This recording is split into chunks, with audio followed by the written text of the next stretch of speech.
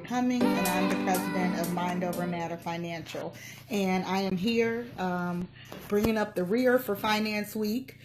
Just wanted to come in and give you all a few more tips so that you can maximize all the things that you've learned this week.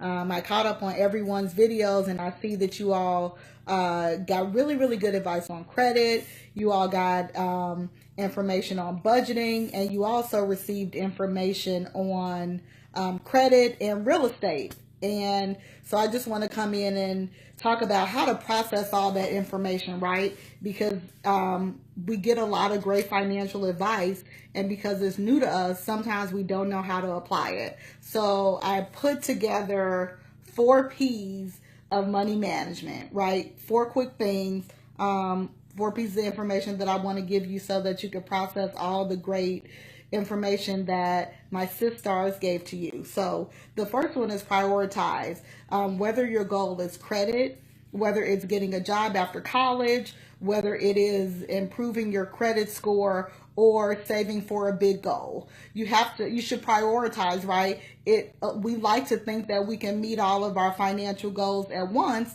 and sometimes we can, but if we are just starting out in our careers, we really should kind of like prioritize some of the things that we want to tackle, right? And so I would say whatever those goals are, write them out. If it's I want to get a job, by June 2018, and I want to make $50,000, make that a goal. I want to have $10,000 in savings over the next 18 months, or I just want to have like $1,000 in savings over the next 18 months, or I want to create a plan to pay off my student loans in 10 years, right? So pick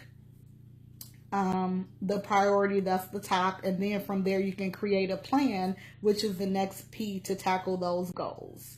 I always tell my coaching clients that it is not a goal unless it has a date and a dollar amount. So once you prioritize the thing you want to tackle first, create that plan, right? I plan to do XYZ by whatever date. Also, once you create that plan, you have to be realistic and figure out what is the best way for me to accomplish this goal, right? And so let's just start with the basic goal of saving $1,000.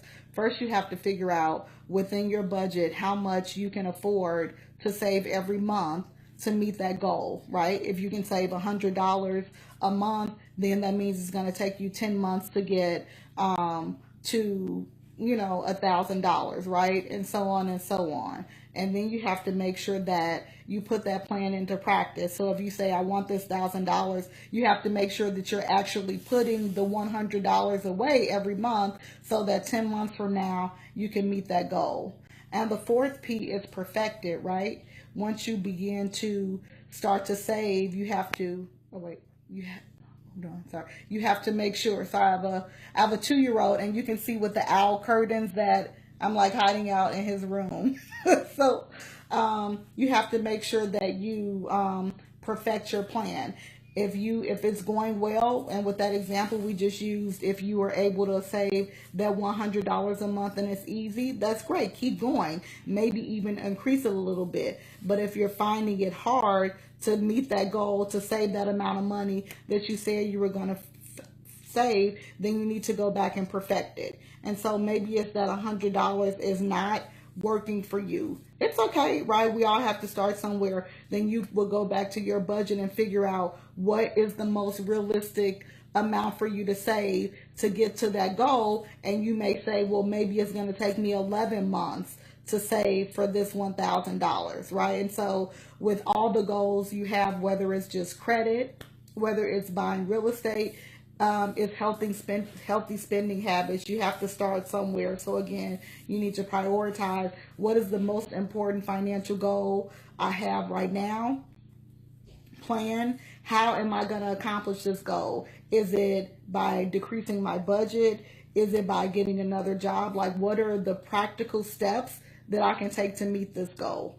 And also practice, right? These financial habits that you want to adopt, you have to practice them, right? You just can't say, I'm going to just, wake up and say. You have to actually do the work. And then once you start to do the work, if it's not perfect, it's okay, right?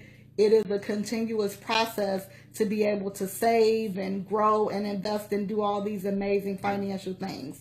And if you don't do it well, it's okay. The fourth step is perfected. How can I get better at managing these financial habits? How can I get better at saving? And so that was my really quick 4 P's of money management. And again, I'm Alexandria Cummings. If you all have questions, you can feel free to email me at mindovermatterfinancial@gmail.com. Again, mindovermatterfinancial@gmail.com. You can also friend me on Facebook or tag me in the group, Alexandria M. Cummings.